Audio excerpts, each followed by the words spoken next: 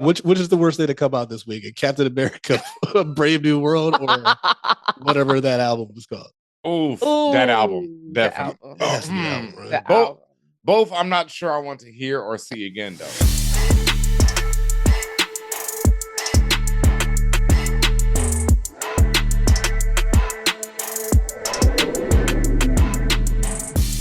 And what's up, y'all? Welcome to another episode of the For All Nerds show. And as always, it's your boy, DJ Ben Amin, a.k.a. Method Mansplaining, Meet Millhouse, Chewbacca Khan, Patrick Swaley. Keep that same energy on when you see me, Quantum Leech, Arsenio Holiday.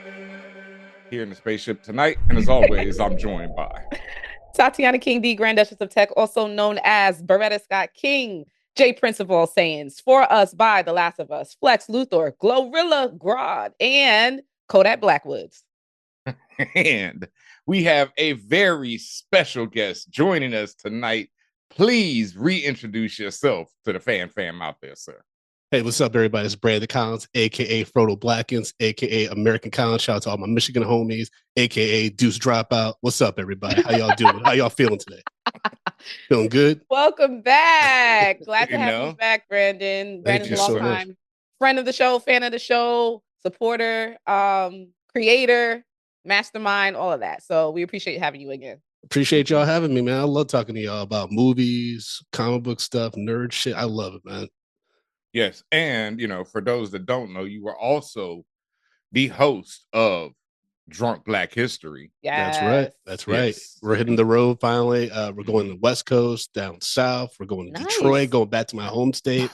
We're kicking it off in Los Angeles next week, Friday, February 21st. Have an incredible lineup. April Rain, who started the Oscar So White hashtag. I got Jamie Davis, who's been on BET. James III, who's Black Men Can't Jump in Hollywood. And then the homie Rel Battles co-hosting with me. So incredibly excited for that. And then back to New York, then to Austin. We're going everywhere, baby. Nice. Okay, I love it. Going on the road. I enjoy the show. It's one of the funniest or funnier kind of live, I say live audience interaction shows. I actually was on one of the New York shows a few years back.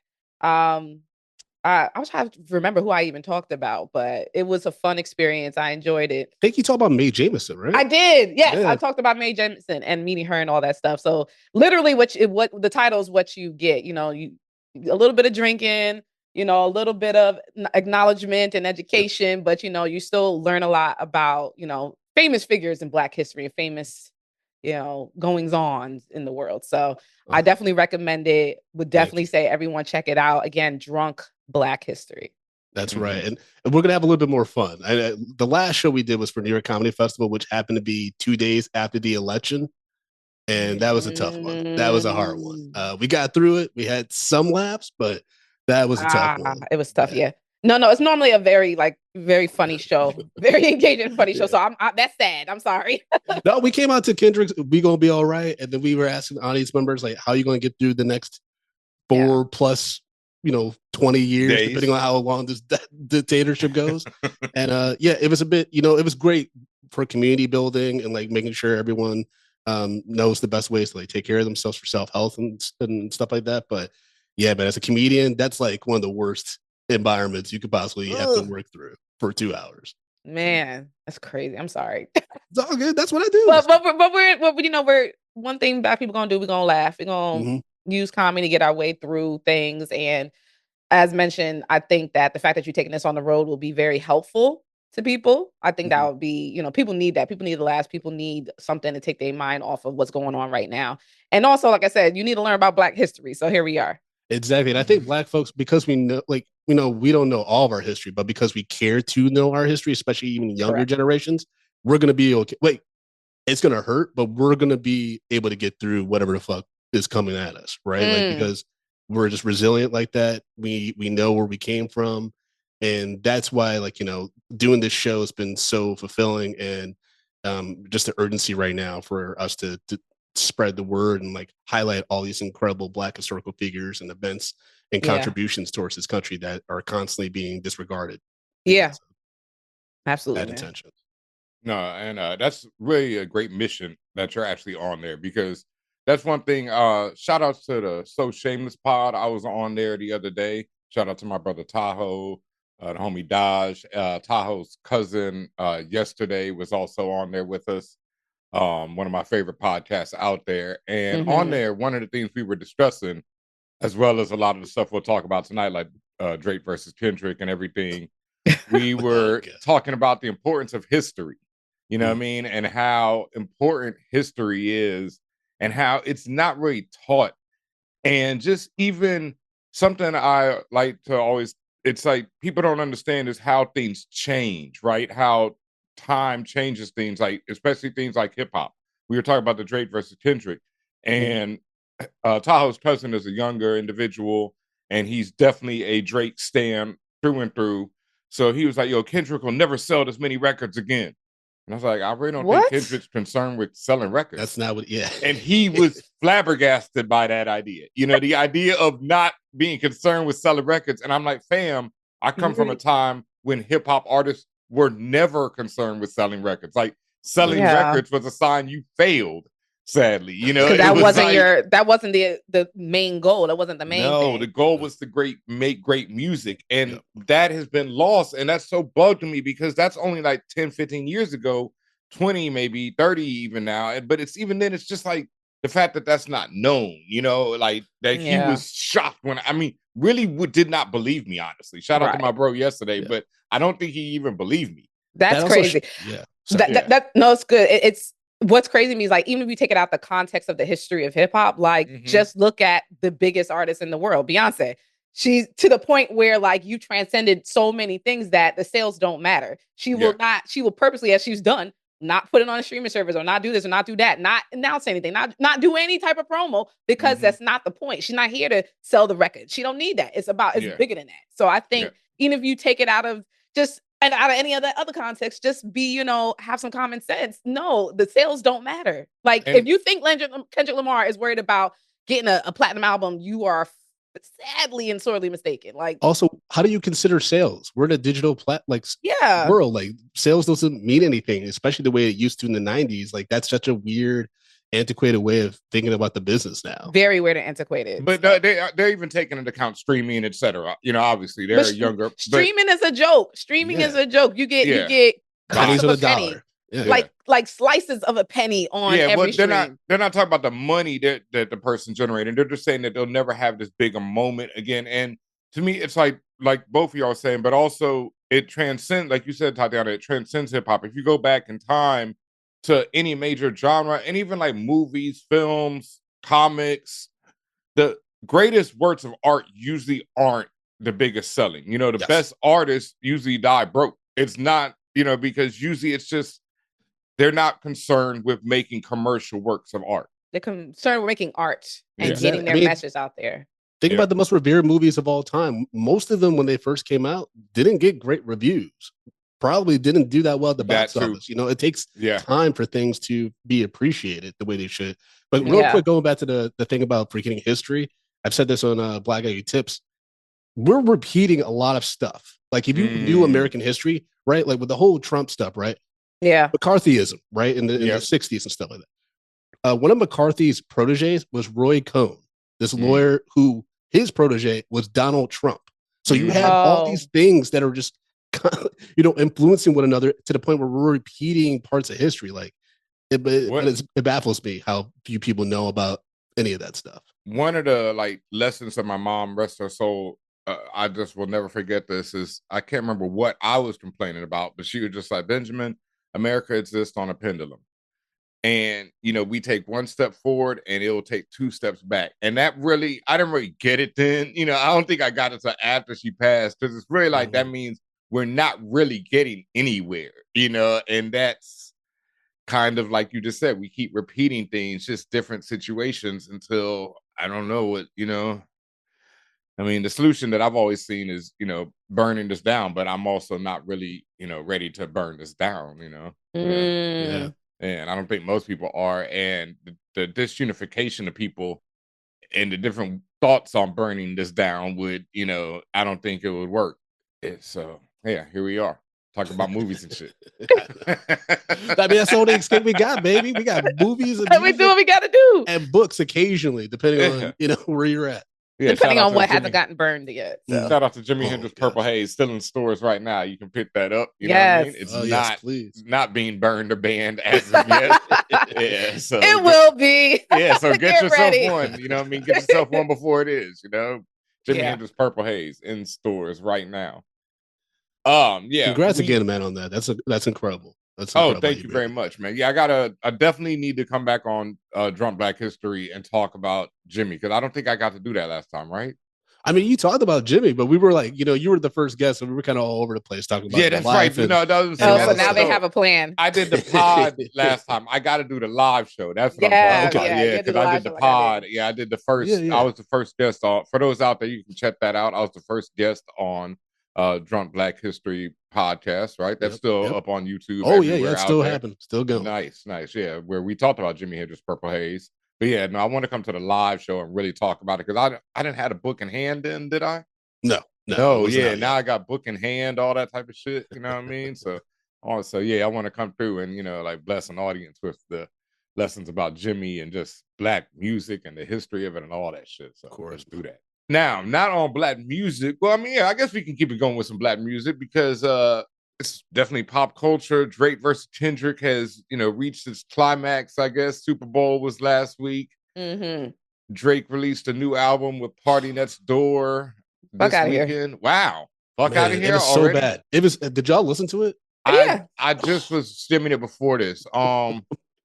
Once again, shout out to the company man and his videos. I think he said it like I would say it. It's not for me. And once again, shout out to So Shameless, Tahoe. And yesterday, I was on this week's episode. That's out now. Please go check that episode out, the So Shameless pod.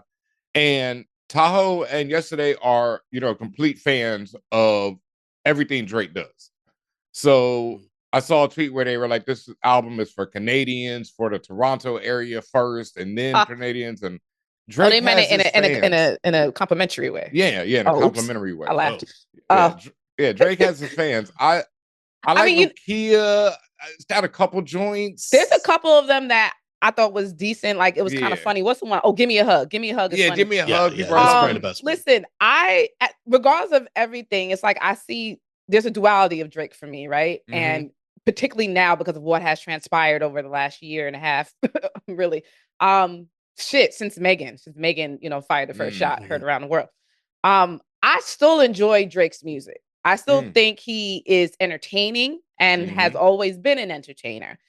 I also look at him funny style, especially now with everything that has occurred. And it's like, oh, I like that song. That's cool. But in the back of my head, I'm like, oh, he's also kind of corny. Like, and so I don't have a hater mentality when it comes to Drake. Like, I'll still go listen to his music. I'll still critique it in a very fair way.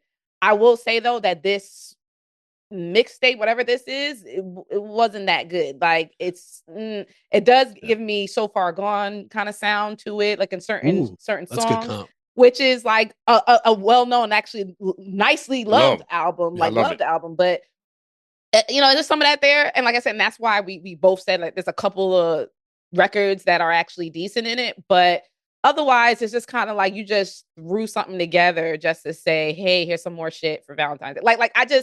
It just felt like you're just throwing it out there because you felt compelled to. Yeah, it's wild because like Drake really had to come out with the best album he could ever put together as a response to everything. Bad. Exactly. Like that's the thing. It's like you really if you're backed into a corner, you really have to come out hard, right? Like in this album, like I struggle to get through it. It's like an hour and 20 minutes or something like that. Too way long. And I was just like, okay. And then to Tatiana, to your point about him being corny, I can accept that because at times I'm corny as fuck, but it's genuine. It's authentic. I think with Drake, you just never know who the fuck he is. Right. That's right. He is corny sometimes. Like on SNL, he makes fun of himself all the time, but then he gets tattoos on his face. Like, I'm the hardest motherfucker on the planet. You're like, okay, bro, which one is it? How many kids do you actually have? Like, what's going on? It's confusing. And again, like, I just rather even Kendrick said it. I like some of the music you make. That's how I feel. Like, just make cool music. Stop trying to be a gangster and we'll keep it going through life. And it's just, I don't know. It's like, you didn't have to do this, sir. And Also, that even that idea of, oh, you got to drop like one of your greatest records. I think in Drake's mind, this is over. He been said it months ago that this was over. You know, when he tried to say, oh, that was a good workout, and blah, blah, blah, like, fuck out of here, sir. When I got worked out. Like, you got worked, right? You got worked over several times. It's a wrap. And now the big culmination happened with the Super Bowl. If you feel that you've moved on, unless, fine. But like, I don't know. It's just, I don't know what this was. And it wasn't what he thought it was. So it's number one in like 30 countries. Like I said, it's Drake. Yeah, it's doing what it needs to do for him, and definitely for Party Next Door. I'm not really the biggest Party fan. Yes. Me neither. Yeah, either. So Far Gone though is like obviously one of my favorite Drake joints. I just love that album. That was my real introduction to him, and I love it to this day. But this didn't hit those vibes. I get what you're saying. It had some of them, but it ain't nothing like So Far Gone, Take Care type joints. Yeah. It's cool. Yeah. Well, none of those artists were working with him anymore, right? Like, so he can't even do a Take Care, which had like some great guests on it and stuff like that. Like, those people ain't messing with him no more. Like, some of the verses, some of the choruses are really like annoying, and I was just like, what's going on? Like, at the end of the day, the man could do a good hook, and there was a few records where I was just like, what are you talking? Like, I was annoyed immediately, and I'm just like, and then he would repeat, and it wasn't like sing-song repetition. It was just like, I'm trying to make this work. I'm trying to make fetch happen repetition, and I wasn't in the building for that. Well, he going through a deep depression that he's probably in denial about. Like, and he's just like, it's probably wild. Yeah, but yeah, the last thing you want to do is spend an hour plus listen to annoying music. I'm sorry, Tatiana. I get it. No, you're right. And so it wasn't, maybe like Captain America. It wasn't the worst thing I heard, but it maybe wasn't the best thing. Okay, which is the worst thing to come out this week? Captain America, Brave New World, or whatever that album was called? Oof, that album, definitely. Both, I'm not sure I want to hear or see again, though. My biggest offense that I took from Brave New World was you had the leader after 20 plus years of buildup or whatever tease from an Incredible Hulk, and then he doesn't use his telepathic powers. He ain't got it. Like, he's supposed to be this smart dude, and he didn't foresee this one plan going awry, and he's just like, all right, well. Fam, I keep talking about it. I was shout out to our YouTube commenters. I was talking about it with them, and no one could give me a reasonable answer as to why the leader didn't just shoot Falcon and Captain America when he had them in the room with his goons. I just don't understand it.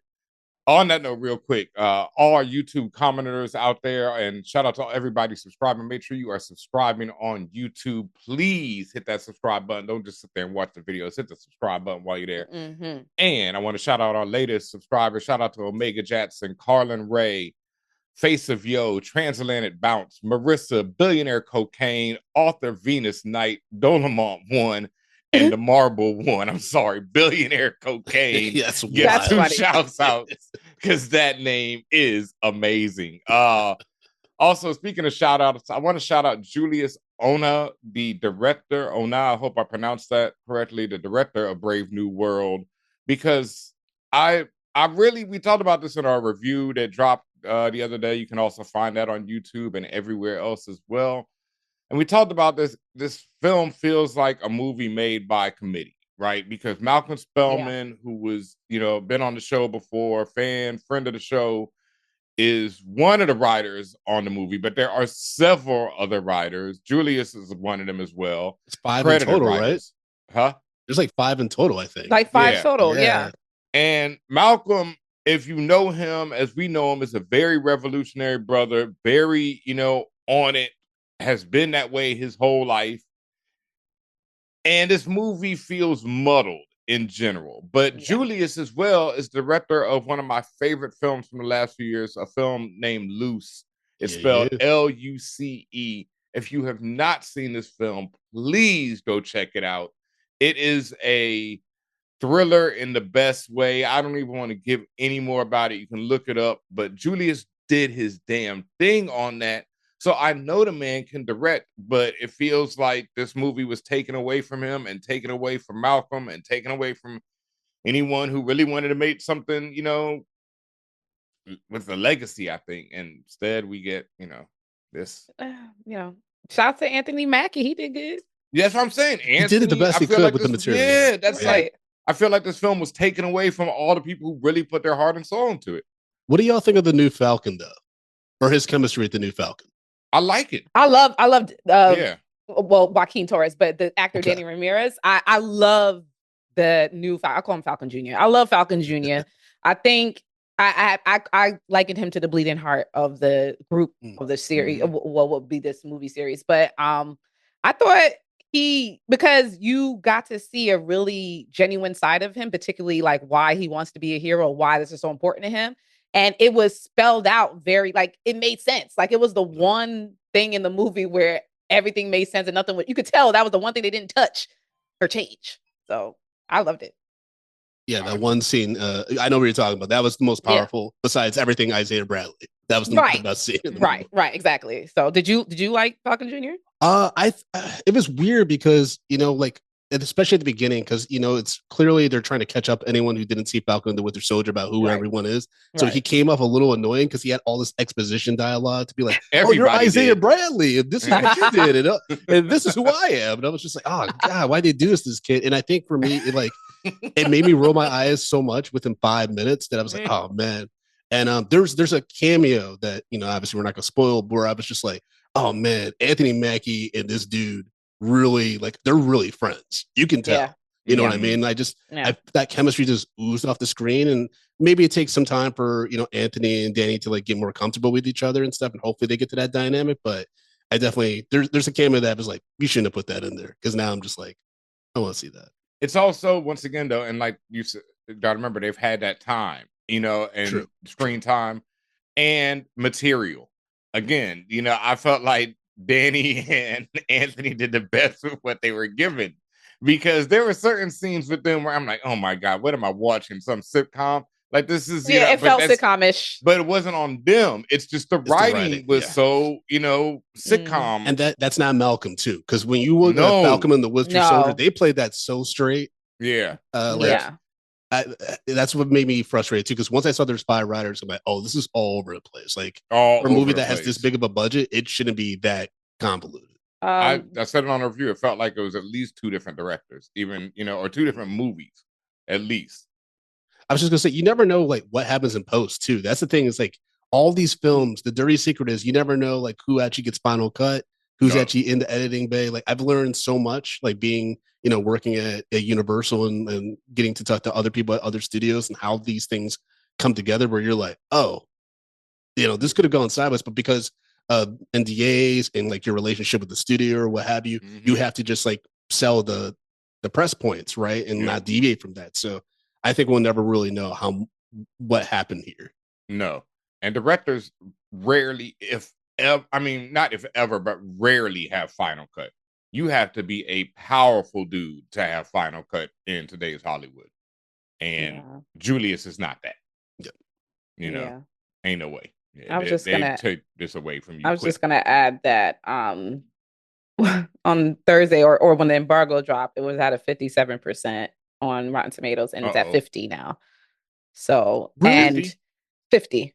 Yeah, I saw it at 42% at first, and then it went up to 57, and then back down. Because everyone's reviews wasn't in yet. But once the embargo was dropped, the official was 57. And then when people started making posts about it, talking about it's like the second or third lowest Marvel movie, it was at 54. And now, as I'm looking at it right now, it's 50. So, yeah. So, I mean, when our review goes up, it's probably going to get up to 51. But I was going to say, we just posted 2 positive reviews on our end, like, and it's still, man. All right. Yeah. And this makes sense, because you asked me earlier, Brandon, what did I think? And I said right down the middle. I said B- C+. And that's what the response is. Everyone's right down the middle, like, but it's at the end of the day, it's not a bad movie. It's just it suffers from good movie. Notes. That's the problem. Like, to keep it real, it's like it's an okay movie. Yeah. At best. I mean, the adamantium. I know they said the that celestial, so much. right? Wakanda. They said it so many times. It was like, oh my gosh! All right, we get it. The mutants are coming, folks. All right. Well, apparently not with the leader, because he ain't got no psychic powers, bro. That was insane. None. It was like he was such a bad villain because of telepathic that. powers, whatever the fuck you want to say. Yeah. None. He was a bad villain. It should have just been Sidewinder. Like, fuck. He was more compelling than him. That's also a thing that frustrated me between William Jackson Harper and now Giancarlo. Like, why are we wasting these incredible actors? And like, you know, like that scenes that like characters that probably aren't coming back. You know what I mean? Like, I remember there's a moment where William Jackson Harper was like in talks possibly to be Reed Richards, and I was like, that'd be amazing. And he's this random character in Ant-Man 3, and you're like, what a waste. Yeah. Like, Esposito is supposed to come back though. When before this film dropped, he was talking about that I will be introducing this film, and then there's a series to come after. So, you know, and he made it clear. They made it clear in the show. It sounded like a TV show. He made it clear in the movie. He was like, "I'll be back. I'm gonna break out of here." So it's like, all right. No problem. He did. Yeah, but they said, and he said that there will be a series after. I don't know what series, you know, but we shall see. Someone who doesn't look like they're coming back now is Jonathan Majors. It seems like the tides have turned. We spoke on this before. There was rumors of him coming back, and now the rumors have gone the other way. I don't know who to believe at this point, you know, especially with Marvel. Nobody, because it's a rumor. Yep. People will always say they're not in movies, and then they are, you know, so he could be in Doomsday, which is actually about to begin filming soon as well. And my question to y'all is it too soon for an Avengers film? I think so. Ooh. It's not the buildup that, like, you know, this is also an issue. And I this is on me. Like, this is me deflecting on Captain America, Brave New World when I was watching it. It made me so nostalgic for 2018 to 2019. I was like, I took that time for granted. Like, between Black Panther, Infinity War, and Endgame in the movie theater with the correct, like, I took those experiences for granted. Like, it's one of those are my top 3 theatrical experiences of all time. Like, I didn't. Yeah, I definitely didn't, because I knew at the time, like, I'll never have experiences like this, or I've been chasing I hopefully will. But you know, those are just one of them. That's like, you know, taking me back to childhood type theatrical experiences. Yeah. So Marvel's just been too inconsistent. Where, like, I feel like it's going to be that's a lot of pressure for the Russo brothers and the writers and the whole cast. I think maybe they could pull it off. But the Russo brothers outside of Marvel haven't been doing great films. Like, I've watched a lot of them, and they haven't been great. So they also haven't had the writing team, which they have back. Right. And that is what gives me the hope, because the writing team is the same writing team that goes back to the first Avenger, went through, you know, all the Cap films, all the way to Infinity War and Endgame. So I believe in them, you know, not as much as the Russos at this point, but I do believe in them more than anything. And I'll say I don't think it's too soon, because the first Avengers film came after what, like 3-4 movies? And there's been like 5-6 movies since the last Avengers film. So, and we're getting Fantastic Four still, and probably something else, I think, before Doomsday. But some of these characters that they're going to throw in Avengers, we haven't seen in years. Like, we haven't seen Shang-Chi in how long? 4 years? Well, does the man still exist? Yeah. You may never see that nigga again. Like, what you mean? No, he gonna be back.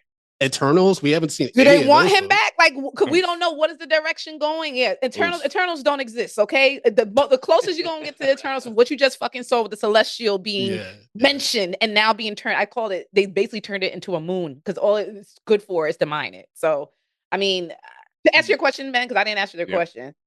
What Avengers? You know, I gotta go. You gotta do it like Friday. What Avengers? What are you talking about? Like. What next movie? What next season? What next season? Right? Like, there's nothing there. There's no. I mean, if you're gonna come at this like this is a restart again, a new generation. Right now, there's nothing there. There are concepts of a plan that they have yet to put together. Now, I don't know how long this is gonna take to actually give me a cohesive group again. There's plenty of characters to pick from. There's plenty of storylines to mix and choose from, but like, I don't think they're ready. Not in the current state of the MCU. I don't think they're ready.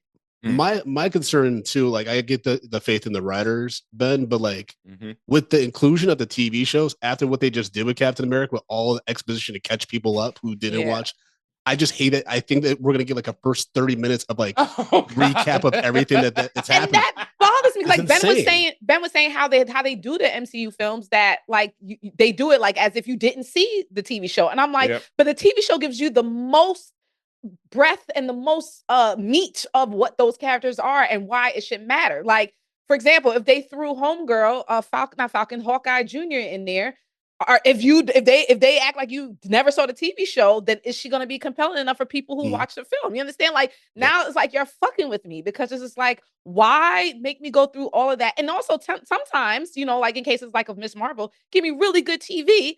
Just ignore it in the film. And then it's just like, okay, now you're starting this all over again. And now you're bringing up the point, Brandon. Now I got to sit there through 30 minutes of y'all explaining shit again. Like, what's the fucking point?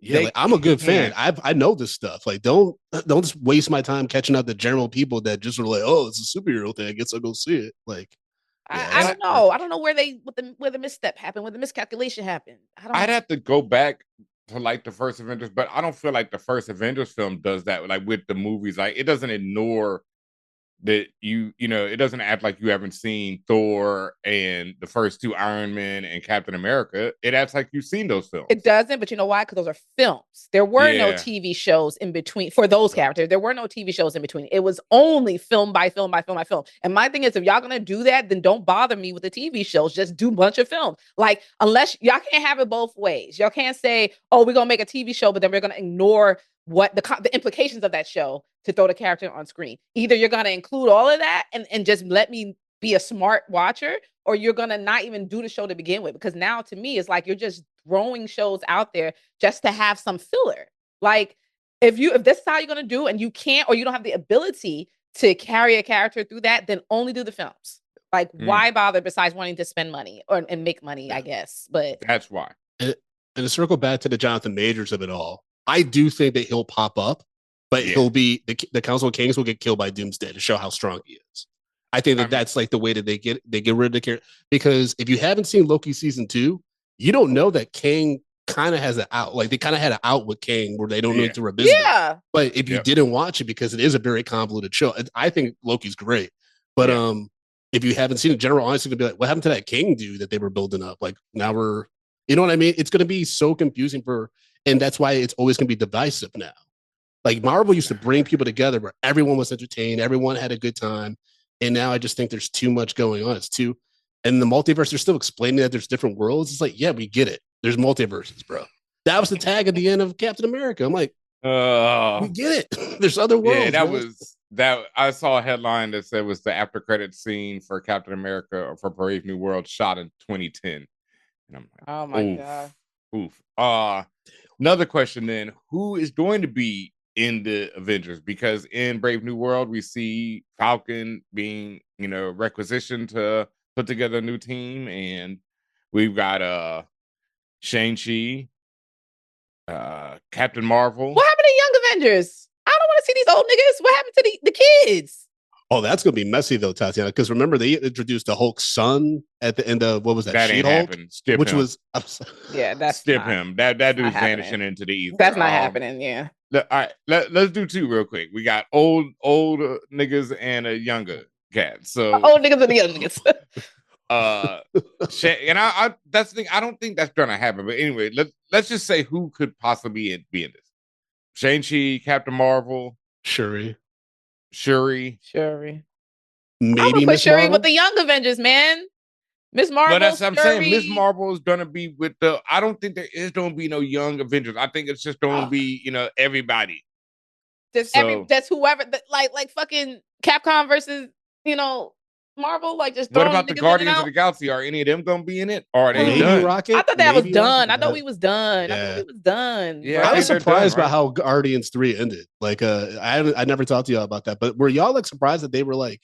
I was under the impression like a lot of people were gonna die and like the team was gonna be defunct. And then at the end, I'm like, no one's like they could all come back. Yeah. I mean, I wasn't surprised because they're in outer space. Space is infinite. You could go wherever the fuck you want to go, and you can also be ignored as a character because people could throw it away as well. They're in you know Rigel 5 or whatever the fuck sector, right? Like, it's an easy way to explain them away of their absence or to throw them in as a wild card. Like, no, I could see why they just kept them out there. Yeah. Doctor Strange says he's not in Doomsday, or not. Benedict says he's not in Doomsday, but he will be in Secret Wars. Yeah, that's one cat that they will never fucking drop. That's their little Joker, if you will. Like they need him. He's in the animations. He's in the TV shows. He's in no matter what, they're gonna use him because he's the get out of jail free card for sure. Falcon will, Falcon and Captain America will definitely be, in there. Anyone else? Spider-Man, obviously. Hawkeye. Well, remember, Hawkeye Spider-Man Jr. don't know nobody right now, and nobody knows who he is. True. What you mean, true. Hawkeye Jr.? I'm not to disrespect. No, I'm talking about Hawkeye Jr. Oh, okay. Yep. What's her name Haley though? Stanfield, you think Kate. she's gonna be? Oh, Kate Bishop. Okay. Yep. Yeah, I think she's gonna be in there. Yeah. Aquafina. No. Hell to the nah. Well, Wong obviously will be there. Yeah. Wong will be like the teacher. What about what's her name from Doctor Strange 2, who could go through the different portals? She's going to be in it, right? She has to be. Oh, America Chavez, where they I was about to say Ferrera. That's why I didn't say her name. Yeah, America Chavez. Yeah. She's going to be like somewhere off to the side, boy. They ain't going to give her no real burn. That's terrible. Especially if Doctor Strange ain't in. Remember that too. So she might not show up, who knows? And it also depends on what pissed me off all the time is what type of power level do they want to show? Do they want to be OP, overpowered, or do they want to show people who, can't clear a room of 5 niggas 1 second and is, flying in the sky the next? Like, which one is it going to be? Is what's her name? Daenerys from fuck no, not from that show. Hell no. No, she'll never be seen again. You'll never see that shit ever fucking again. The Eternals will be seen before she will be. Remember Deadpool Wolverine movie? You know that random niggaverse desert area where they drop all the That's where she is. She's there. We'll see Pyro again before we see her. Yeah, we'll definitely see Pyro again before we see her. Oh my god. Yeah, obviously Wolverine. Probably.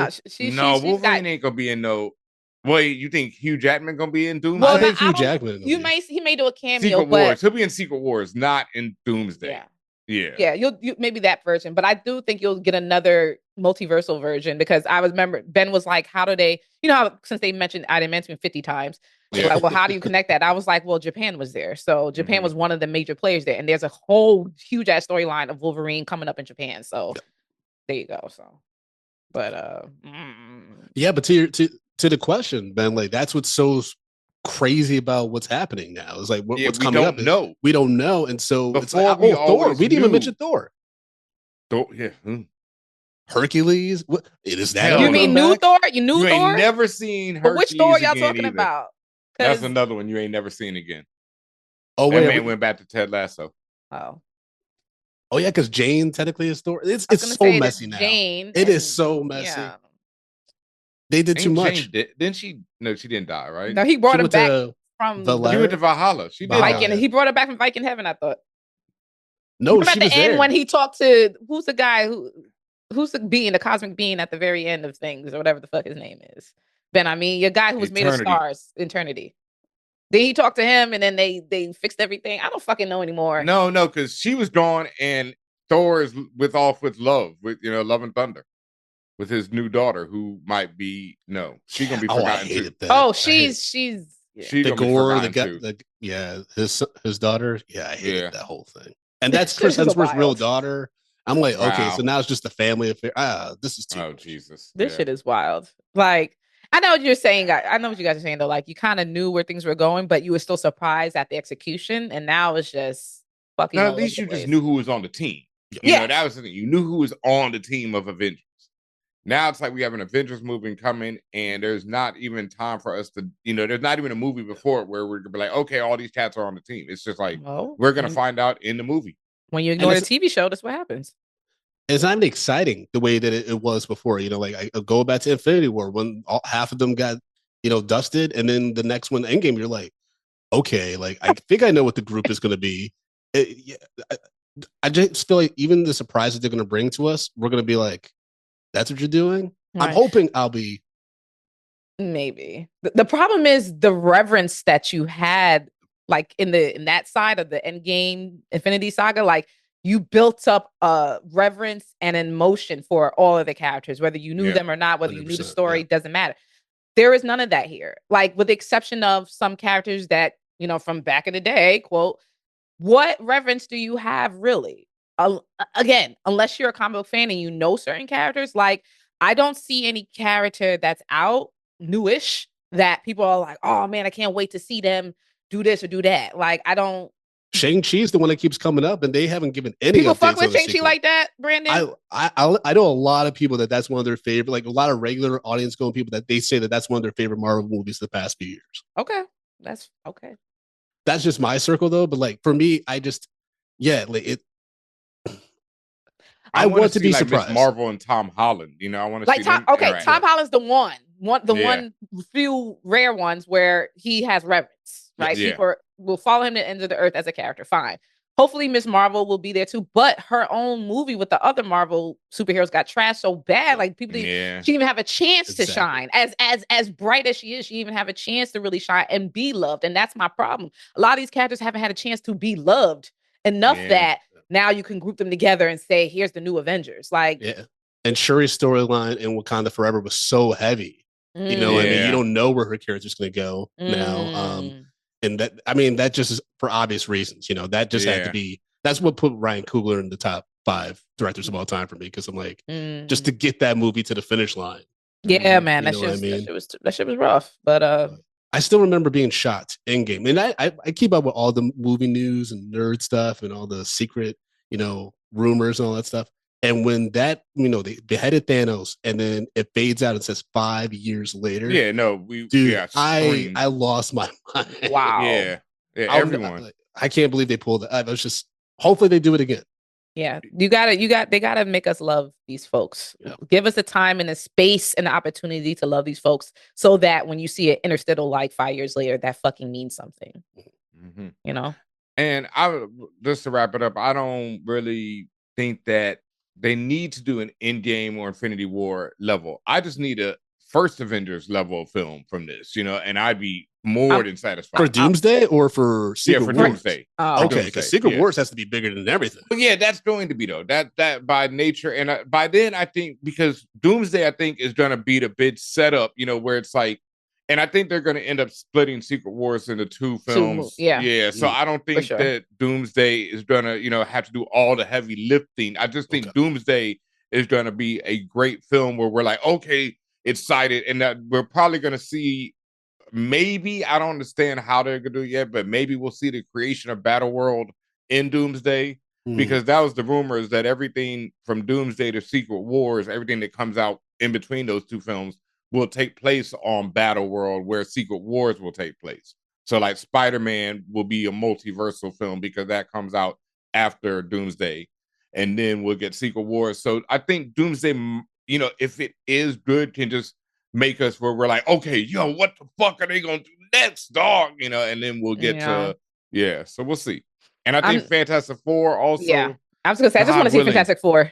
Yeah, God willing, man, please, because I'm so hyped right now. All right. Some other news we wanted to talk about. I guess, Bo DeMaio, the former showrunner. You don't want to talk about him? I mean, real quick, I don't want to get this too much more burned than it is. Release another video, I guess.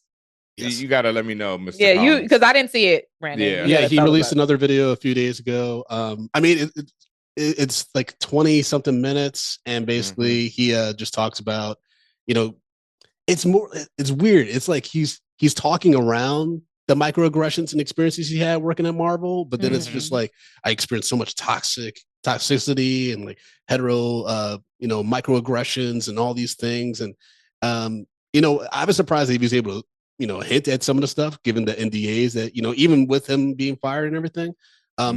I believe he also posited that stuff we might see in season 2 of X-Men, even though his name might be on it, may not be like what he approved story-wise. So he's kind of giving himself some leeway in case it sucks. He's like, hey, I don't think he needs to worry about that, bro. They scrapped your shit. Like, yeah, you can guarantee that, because that's, lawsuits, etc. They don't want anything to do with that. I've been on shows and gotten fired mid-season. It's like, even though some of the ideas made it to the screen, it was definitely different than the way that we wrote it. So that they have enough legal to get away with it. But a lot of people need to understand that, like, he was involved in a lot of projects. He took a crack at Blade. Like, it's not like he just like was hired for this, X-Men 97. He was involved. Darling. He was doing a lot of stuff. So clearly there's a lot of bad blood there.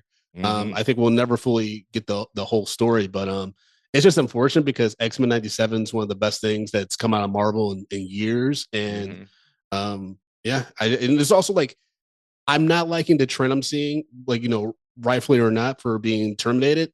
Marvel's relationship with Black creatives. I'm not liking like the trajectory of between Nate Moore kind of stepping back. He's going to be involved with Black Panther 3 supposedly, but he's stepping back.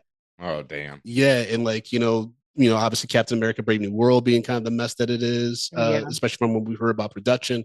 I'm not a fan of it. I'm not liking. I'm not either. I'm not liking how it's going. The creator of Pose said that he couldn't even get a meeting about the new X-Men film. Like, they wasn't even checking for him. They were not trying to give him no burn. Oh yeah, like that's what Bo says. Is like the representation for LGBT community is basically non-existent. Like Bo, you also did not help. Sadly, like no, he didn't help. But that's also a symptom of just everything that Brandon was saying, like of how you can't have just one. The companies got what they needed for that time, in that frame in time, that point in time where it was, their detractors were the loudest. The detractors against, you don't give queer people enough shots, when it actually was hurting their bottom line. So then they did something about it, but it was just for the money. They didn't really care. And then once they got what they needed, we were out the door. Just like how you couldn't remember when the first Black Panther came out, Ben, and we couldn't fucking take 2 breaths without someone saying, please do this and do that. There's so many projects, so many opportunities. And then it's like, once they get what they want, you don't exist anymore. You know what I mean? Like, it's just like, it was never genuine.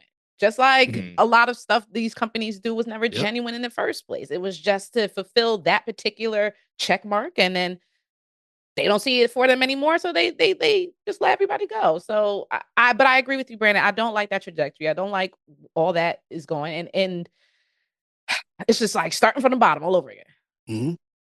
No, and that's the thing. It's like when Bo is the only representation they have, and then he does something. White men do something every day, but there's always another white man to replace them, so it's like that you don't notice or even care. But with Bo does something, it's a big deal, and now they have no representation, and now they can be like, well, we gave you representation and see how you acted. Right, and see what you did, see how y'all fucked that up. It's like, nah, bro, but you give all these white men a chance every day, and they act up every day. I was just reading about Josh Trank, the director of the Fantastic Four reboot.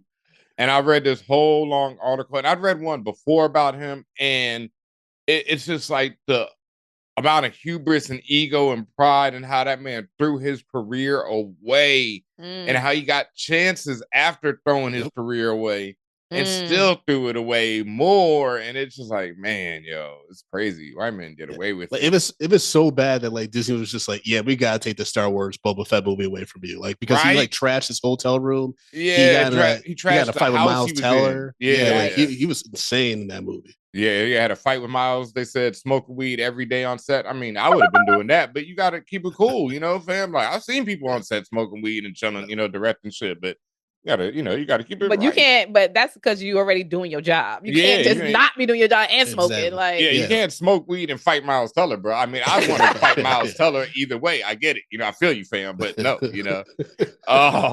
he's your main star too. Like, you can't just be fighting your main actor. I swear I read an interview with him once where he said, I have a punchable face. And I was like, word to God, you do, Miles Teller. Like, you are not lying, bro. You are a truth sayer. Shout out. I don't even know how to transition to that, but I do want to give yet another shout out to Severance. Latest episode, fire as always. One of the best shows on TV right now. If you're not peeping it, you need to. I'm still waiting on Tatiana to catch up so we can do some proper reviews of it, because goddamn, that show is something else. You watching? I gotta watch it. You watch Severance, Brandon? I don't. You know what's wild is I have access to all the Apple TV stuff because the film critic thing, and that's the one I haven't watched yet because I've been watching The Studio, Seth Rogen's new show. I'll watch that joint. Man, we under NDA though, so yeah. But I haven't watched Severance, but it's on the docket because I love most of what Ben Stiller does. You know what I mean? And Adam Scott is like really solid, so I am going to check it out. But I slept on it forever. I think I want to wait until the end of the second season though, because I hate getting into like shows that are very complex and have a lot of different things going on, theories, and then being let down. Because Lost really fucked me up.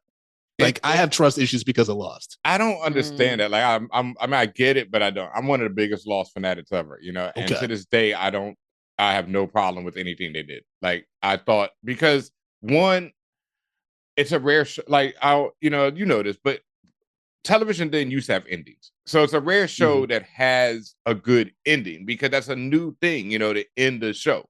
Like that's a recent development. Two, I don't really have a problem with Lost's ending, and Lost's journey is impeccable. So how, you know, it's like I was rewatching The Constant the other day or a few weeks ago. It's one of my favorite episodes of television ever made.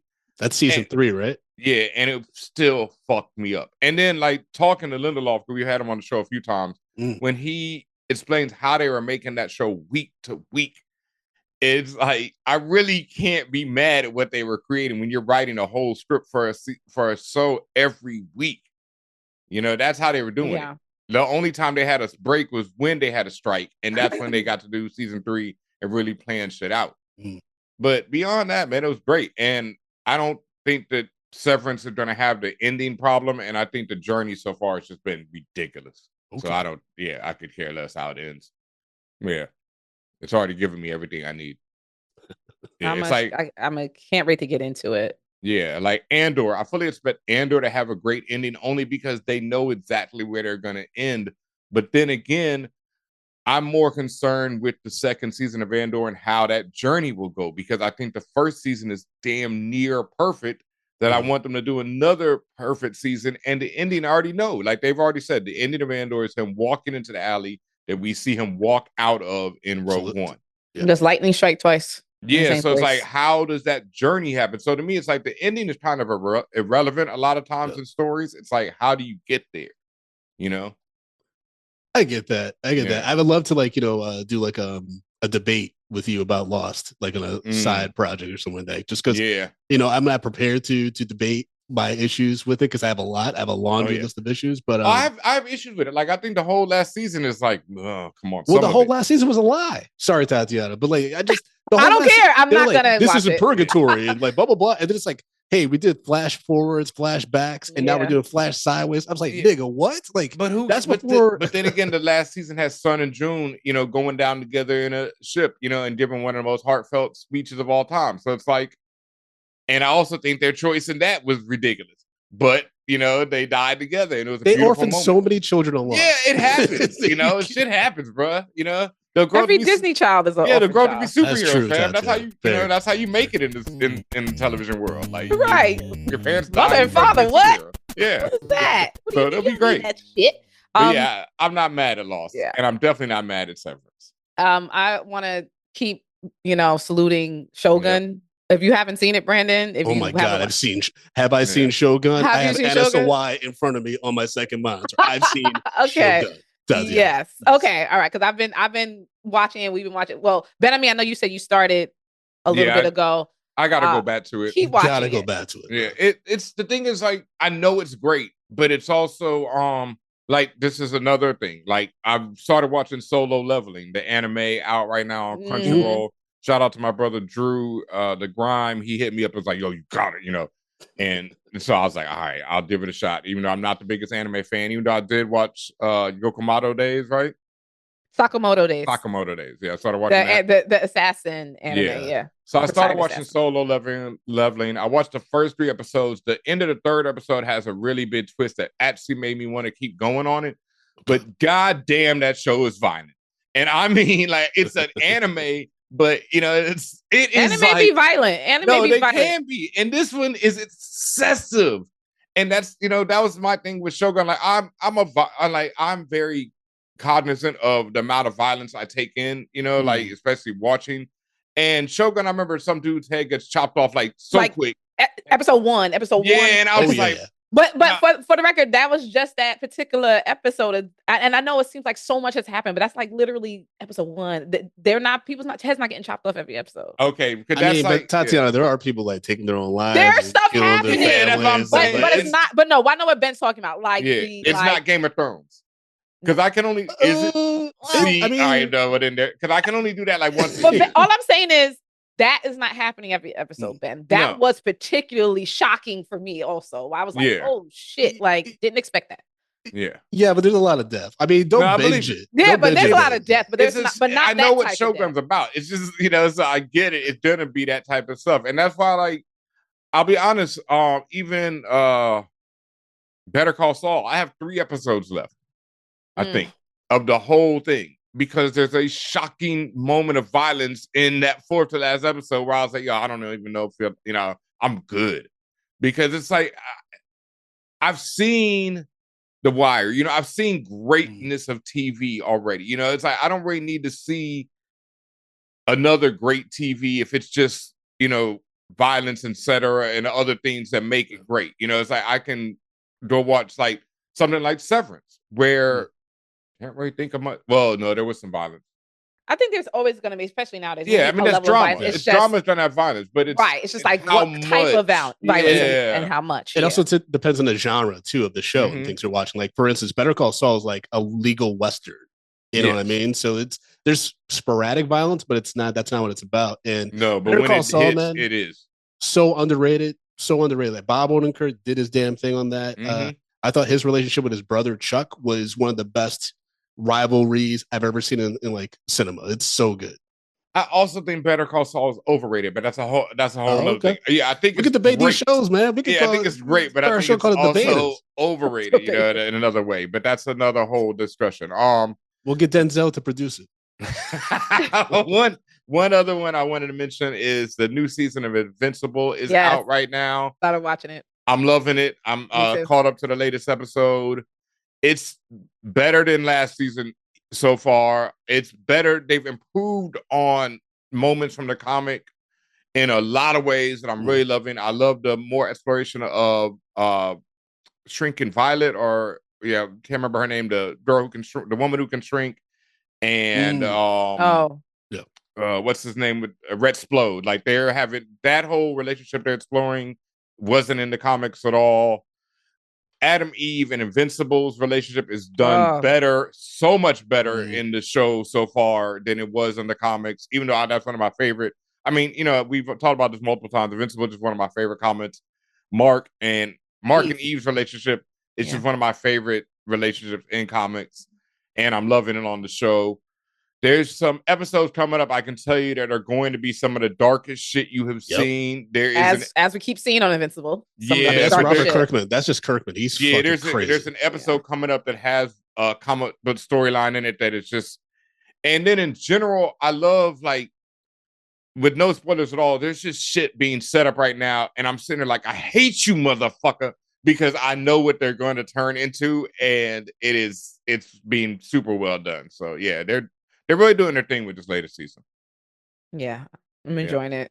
Honestly, for me, sometimes Invincible could do no wrong. They had some missteps last season, but is it last season or the other half of this season? Remember how they were chopping stuff up? So that was last season. Yeah, this is season 3. Yeah. Okay, all right.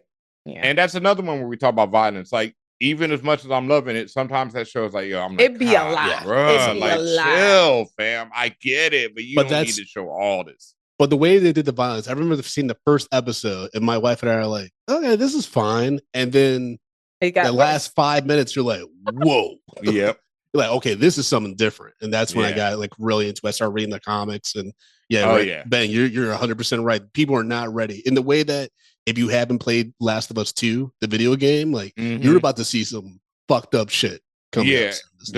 The twist and the way these characters grow and change over the series is like, and I was talking to a lot of our best friends about it, and there's like, I was even reading on Reddit and stuff, and there's storylines where I can say with like Anissa, the Viltrumite, that I don't know how they're going to do. I really do not know how to do, but they are so important to the overall story of Invincible that they have to happen. But it is going to really do a lot. And Robot and Monster Girl's story is something that I don't think people are going to be ready for in the long run. It's a lot, man. That series is a lot. And I can't wait to see it, though. And like I said, even beyond all that, there's an episode this season that it was a one issue story in the book, and I've seen the title of the episode, and I saw the preview. I think it might be 2 episodes away or next week. I'm not sure, but it's a heartbreak. It is like one of them, like, what the fuck, Kurtman? When I read that in real time, and they're not going to shy away from it because, like I say, it takes place in one episode, and it's very important to, like, even this episode, the latest one that just dropped with the Immortal, is all very important to the future. It's just all setting up things. It's all lessons that Mark is learning where things will change and he'll grow. And it should be a journey. Can't wait to see it. All right. Before we get out of here, Mr. Collins, please let the people know where they can find you at. Yes, I'm at Frodo_Blackins on Instagram and Threads. And of course, Drunk Black History. The tour starts next Friday on February 21st in Los Angeles as Dynasty Typewriter. And then we're in New York City for 2 shows, then followed by Austin, Texas. And there's plenty more cities and dates that you can find at drunkblackhistory.com. We get drunk. We share amazing stories about Black historical figures and events that haven't gotten their mainstream love and due. And hope to see y'all out there, celebrating and drinking along with us and laughing and all that stuff. So thank you again so much for having me on. Really appreciate it. And again, drunkblackhistory.com. Word up. When are the shows in New York? Those are Tuesday, February 25th at the Museum of Food and Drink, followed by Friday, February 28th at Littlefield in Brooklyn. Both of these shows are in Brooklyn. Okay, so that's next week. And no, 2 weeks. 2 weeks. Yeah, Tatiana, don't do that to me. 2 weeks. Excuse me. It's the last week of February. Yeah. That's your birthday week, Ben. I mean, yes, sir. 28th, the day after my birthday. I might have to come through and celebrate. Come through, man. Yeah, I might have to do that. Yeah. All right. Yeah, that'll be something. Yeah, I think I will. I don't think I got anything planned. We got Bomani Jones on that show. Oh, then I gotta come through, bro. That's my bro. You know what I mean? Yeah, I gotta. Oh, yeah, definitely. Both of y'all are more than welcome. Come on. Very good pricing as well. I will say that. Good job. Can I come backstage and burn something with Bomani? Well, I mean, maybe. I don't know. That sounds like a threat, man. Like, what? You wear these glasses and ask me that question? He can't answer that. Yeah, I don't mean burn something in that man. I mean, but he knows what he. I don't. We have something you can chew on or something. We can't a live flame. I don't think, bad dude. I will figure it out. He's in a live flame. Yeah, come on. But again, that's what the green room. Definitely encourage everybody to go see the show. Incredible, fun, and entertaining, but also educational show. So yes, thank you. Yeah, no, we'll definitely be through there. Word up. As always, make sure you follow us on all the social medias. I'm at DJ Ben. I mean, she's at Tatiana King. We are at For All Nerds. We are independently produced, Black-owned, Black as hell company. You can find everything about us at ForAllNerds.com, where you can also get fly ass merch like that shirt that Tatiana King is wearing, the Gucci Mandalorian. Coming soon, we got these new butters right here. The Black Panther, the power of the Black Panther family tree shirt right here. You can get that coming soon. Look out for that. Plus some other new butters coming very soon. We got all kind of hotness coming on our merch this year. Look out for it. Also, hit us up on patreon.com/ForAllNerds. And like I said before, please follow and subscribe on all those various platforms, but especially on that YouTube. Make sure you hit that subscribe button on that YouTube channel, For All Nerds TV on YouTube. Make sure you hit that follow and subscribe button. Thank you very much. Anything else before we get out of here? Just love, appreciation to everybody, and we will see y'all soon. Yeah, and my birthday's coming up, so make sure y'all shout me out. Hit up that Cash App, DJ Ben. I mean, February 27th, Pisces in the house. You know how we do. Hey, y'all, thank you for watching this For All Nerds video, whatever video it was that you just watched. Make sure you hit these buttons below. Press all those buttons, that like, that subscribe, whatever you see right below these fingertips right here. Just hit them. For All Nerds Show is a member of the Loudspeakers Network, where we always say rest in peace to our founder, Combat Jack.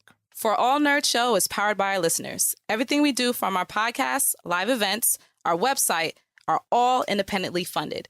Please continue to support us through our Patreon page at patreon.com/ForAllNerds.